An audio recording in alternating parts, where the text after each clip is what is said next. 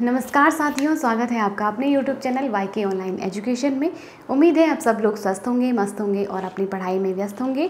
दोस्तों, पिछले वीडियो में मैंने आपको बताया था कि आपको कैसे तैयारी करनी है। मैंने कैसे तैयारी की थी ये मैंने आपको बताया था। आज मैं उसी को कंटिन्यू करते हुए जो आज का हमारा वीडियो है उसमें कुछ और टॉपिक्स जोड़ते हुए मैं आपको बताऊंगी कि आपको अपनी पढ़ाई में किन किन चीज़ों को महत्व देना है, किन को नहीं देना है। तो चलिए शुरू करते हैं आज का वीडियो। यदि आप चैनल पर नए हो तो आप चैनल को लाइक ज़रूर कीजिए, सब्सक्राइब ज़रूर कीजिए, अपने दोस्तों के साथ शेयर करना बिल्कुल भी ना भूलिए। मैं यहाँ पर हिंदी व्याकरण और हिंदी साहित्य दोनों ही पढ़ा रही हूँ, तो आप लोग मुझसे जुड़ सकते हैं। और जिस भी एग्ज़ाम की आप तैयारी कर रहे हैं जिसमें हिंदी कंपलसरी है तो आप लोग मुझसे जुड़ सकते हो। मैं यहाँ पर आपके सिलेबस के अकॉर्डिंग ही तैयारी करवाती हूँ। तो चलिए शुरू करते हैं आज का टॉपिक। तो आप लोगों ने मुझसे पूछा था कि आपने कैसे तैयारी की, उसी को कंटिन्यू करते हुए मैं आपको बता रही हूँ। देखिए, सफल होने के लिए कुछ मूल मंत्र होते हैं जिनको हमें फॉलो करना पड़ता है, तो आप लोगों को भी वो चीज़ें ध्यान रखनी है। इसी में मैं आज कुछ टॉपिक्स और मैंने बनाए हैं जिन पर हम बात करने वाले हैं। सबसे पहला है समय का सदुपयोग। तो देखिए, सबसे महत्वपूर्ण जो होता है ना समय, क्योंकि हम सब जानते हैं समय किसी का इंतज़ार नहीं करता है, हमें समय के अकॉर्डिंग चलना पड़ता है। तो समय बहुत ही कीमती है, आप लोग उसको वेस्ट मत करिए। समय के अनुसार अपनी तैयारी जारी रखिए। और क्योंकि दिन बीतते जा रहे हैं, आपको पता नहीं चलेगा साल कब गया, इसलिए आप अपनी तैयारी को कंटिन्यू रखिए। कि अगर फॉर्म नहीं निकले हैं या आप तैयारी कर रहे हो, आपने मन बना लिया है, आपके अंदर पेशेंस है कि आपको तैयारी ही करनी है, गवर्नमेंट जॉब में ही जाना है, तो आप अपना एक टाइम टेबल फिक्स कर लीजिए कब से करें तैयारी। तो देखिए, हम सब जानते हैं, अगर आप LT और लेक्चरर की तैयारी कर रहे हैं तो हमारे उत्तराखंड में बहुत मुश्किल से पोस्टें निकलती हैं, हम सब जानते हैं। और आप लोग सोच रहे होंगे कि जब पोस्टें निकलेंगी, कई लोग सोचते हैं जब पोस्टें निकलेंगी तब हम तैयारी कर लेंगे, तो बहुत गलत डिसीज़न ये होता है। आप लोगों को अभी से अपनी तैयारी शुरू करनी है। फॉर्म जब निकलेंगे तब निकलेंगे। अब फॉर्म निकलने तक ये सोचो कि फॉर्म निकलने तक आपकी आधे से ज़्यादा तैयारी हो जानी चाहिए। तो आप लोग ऐसे सोचते हुए, क्योंकि अभी आपके पास समय है, जाने कल क्या हो, आपके फॉर्म तो निकलें, आप हो सकता है उस समय कुछ ऐसा शेड्यूल आपका बन जाए बिज़ी कि आपको मजबूरन होता है, कुछ पारिवारिक चीज़ें होती हैं, कुछ पर्सनली चीज़ें होती हैं कि आपको पढ़ाई के लिए समय नहीं मिल पाता है। तो हो सकता है कुछ ऐसा हो जाए। तो अभी अगर आपके पास समय है तो आप उसका, मैंने जैसे बताया, सदुपयोग करिए और अपनी पढ़ाई को निरंतर रखिए। पिछले वीडियो में मैं आप सबको बता रखी हूँ कि मोस्टली जो इम्पॉर्टेंट टॉपिक्स होते हैं वो क्या हैं, सिलेबस वगैरह, उन पर हम डिस्कस कर चुके हैं। अगर आपने पिछला वीडियो नहीं देखा तो ज़रूर देखिए, तभी आपको आज का वीडियो समझ में भी आएगा। तो सिलेबस हो गया, ये सारी चीज़ें आपको अभी से अपने पास रखना है और उसके अकॉर्डिंग एक एक पॉइंट करके आगे बढ़ते जाना है, उसको तैयार करते रहिए और फॉर्म निकलने का वेट मत करिए। देखिए, इसके बाद है पढ़ाई में निरंतरता। तो देखो, मैंने इससे ही कुछ मिलता जुलता है कि अभी से तैयारी करें। तो देखो, अगर आप अभी से तैयारी शुरू कर लेते हैं और जब आपके फॉर्म निकले, ऐसा नहीं कि आज आपने पढ़ा, आप थोड़ा मोटिवेट हो गए, आपने पढ़ा, कल आपने ब्रेक कर दिया, परसों आपने पढ़ा, फिर नरसों आपने ब्रेक कर दिया, तो ऐसा बिल्कुल भी नहीं करना है। अगर आपने अपने दिन में 2 घंटे पढ़ाई के लिए डिसाइड किए हुए हैं या 4 घंटे डिसाइड किए हुए हैं, तो वो 2 घंटे, वो 4 घंटे आपके 24 घंटे में से कहीं नहीं जाने चाहिए। चाहे आपका कितना भी महत्वपूर्ण काम क्यों ना आ जाए, तो आपको वो 2 घंटे 4 घंटे अपनी पढ़ाई को ज़रूर देने हैं, वो ब्रेक नहीं होने चाहिए। चाहे आप अपनी नींद ही त्याग दीजिए, अपने दोस्तों को छोड़ दीजिए कुछ टाइम के लिए, उनको ही आप मतलब जैसे होता है ना, कई बार हम लोग पढ़ना शुरू कर लेते हैं, पढ़ने के लिए हमें बैठना होता है, लेकिन हमारे दोस्त आ टपकते हैं, किसी का फ़ोन आ जाता है और हम पढ़ाई छोड़ करके कि चलो कोई नहीं, आज बात कर लेते हैं या आज कहीं घूमने निकल लेते हैं, कल देख लेंगे। तो ऐसा नहीं करना है। आपका जो टाइम पढ़ाई के लिए है, जब आपका मन करता है तब आप ज़रूर पढ़िए और उस समय आप सिर्फ पढ़ रहे हो तो सिर्फ पढ़ाई ही आपकी होनी चाहिए। उस समय आपकी बाकी चीज़ें आप सब लोग सबको अलग करके रख सकते हैं, ठीक है।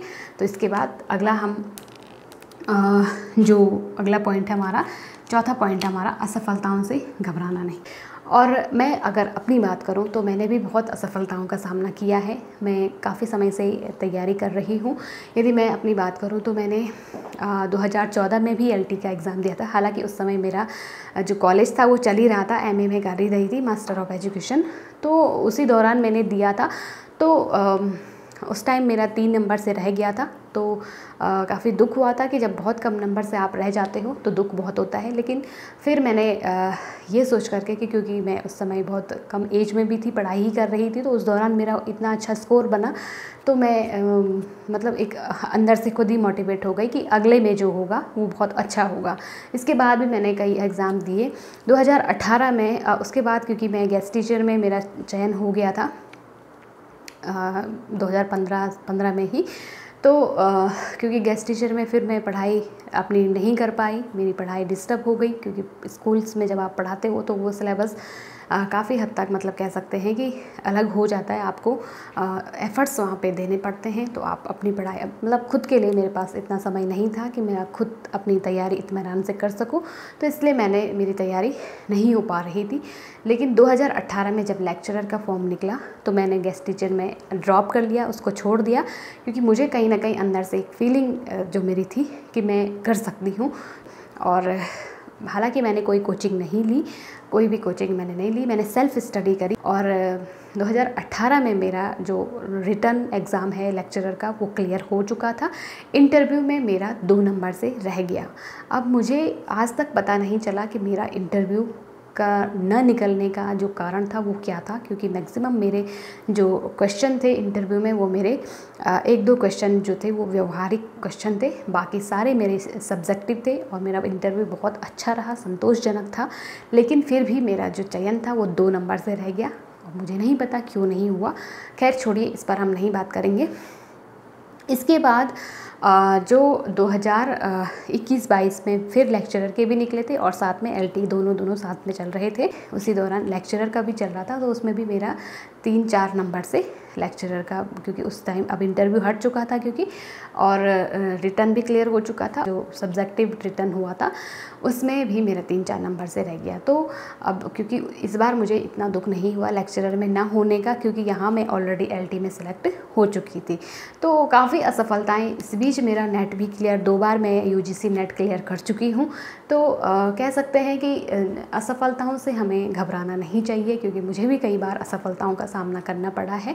लेकिन कहीं ना कहीं मुझे अंदर से खुद ही एक मोटिवेशन मिल जाता था कि आज मैं 2 नंबर से रुकी, कल 3 नंबर से रुकी। तो इस तरह से मैं अपने को मोटिवेट करती रहती थी कि एक टाइम ज़रूर आएगा जब मैं अच्छा स्कोर करूँगी। तो इस बार मेरा काफ़ी अच्छा स्कोर रहा और अच्छे अंकों से मैं क्वालिफाई करी और मेरा सिलेक्शन भी हो गया, मुझे अच्छा स्कूल मिला।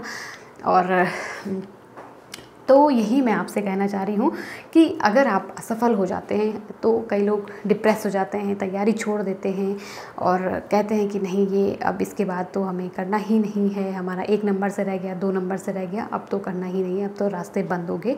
तो ऐसा नहीं है, जब एक रास्ता बंद होता है तो 100 रास्ते खुलते हैं, मेरा ऐसा मानना है। तो आप लोगों को असफलताओं से घबराना नहीं है, बल्कि सीखना है उससे कि कहाँ कमी रह गई है, कहाँ मेरे से चूक हुई है, कहाँ मैंने गलतियाँ की हैं, उनको पहचानिए, उनको नोट करिए और उस पर काम करिए।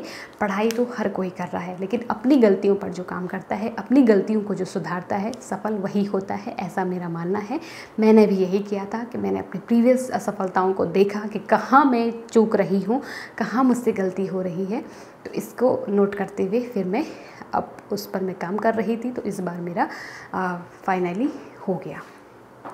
चलिए, इसके बाद जो हमारा इम्पोर्टेंट और आप लोग बहुत जानने की कोशिश कर रहे थे कि महत्वपूर्ण किताबें कौन सी हैं, तो देखो सबसे पहला और सबसे महत्वपूर्ण अगर मैं आज के डेट में कहूँ तो वो है NCERT। क्योंकि आपके जो प्रश्न हैं, अधिकांश प्रश्न वो NCERT से ही बनते हैं हिंदी साहित्य के अंदर। मैंने NCERT के काफ़ी टॉपिक्स आपको अपने वीडियोज़ के माध्यम से भी क्लियर करवाए हैं। आपको किताबें नहीं मिल रही हैं तो मेरा चैनल है आपके पास, आप वहाँ से 9th-10th का तो मैं क्लियर करवा चुकी हूँ। 9th से लेकर के और 12th तक का, ये बहुत इंपॉर्टेंट है। 6, 7, 8 भी आप पढ़िए, लेकिन जो सबसे ज़्यादा प्रश्न बनने की चांसेस होते हैं वो 9 to 12 की जो NCERT की किताबें होती हैं वहाँ से ज़्यादा क्वेश्चन बनते हैं। तो आप इनको बहुत डीपली पढ़िए, अच्छे से पढ़िए, मेरे वीडियोस देखिए, क्योंकि मैंने वहाँ पर बताया है कि आपको स्मार्ट स्टडी कैसे करनी है, अपने कंटेंट से कैसे आप अपनी सामग्री को अलग कर सकते हो जो आपकी इम्पॉर्टेंट सामग्री होती है। तो NCERT सबसे पहली चीज़ है जो मैंने पढ़ी थी, मैंने स्वयं खरीदी थी मार्केट से। 6 to 12 की मैंने NCERT की बुक्स खरीदी थी और मैं उनको रोज़ाना पढ़ती थी, सारी चीज़ें मुझे याद थी और अच्छे से मैं उनको पढ़ती थी।